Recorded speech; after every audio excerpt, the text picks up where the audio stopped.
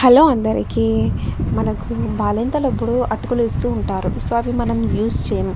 అటుకులతో చాలా రెసిపీస్ అయితే ట్రై చేయొచ్చు. మనం ఈ రెసిపీ వచ్చేసి అటుకుల పోహ, అటుకుల లడ్డు, అటుకుల పాయసం, అటుకుల దోశ, చాలా రెసిపీస్ ఉన్నాయి ట్రై చేయాలంటే.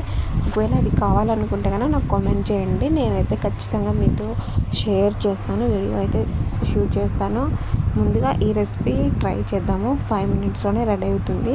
చాలా సింపుల్గా కూడా చేసుకోవచ్చు. ముందుగా కొంచెం ఆయిల్ వేసేసి జీలకర్ర, పోపు దినుసులన్నీ వేసేసుకోవాలి. కట్ చేసిన ఉల్లిగడ్డ, టమాటో కూడా అందులో వేసేసి బాగా వేపుకోవాలి. వేపుకున్న వాటర్లో ఒక గ్లాస్కి 4 గ్లాసెస్ వాటర్ అనేది యాడ్ చేసుకోవాలి.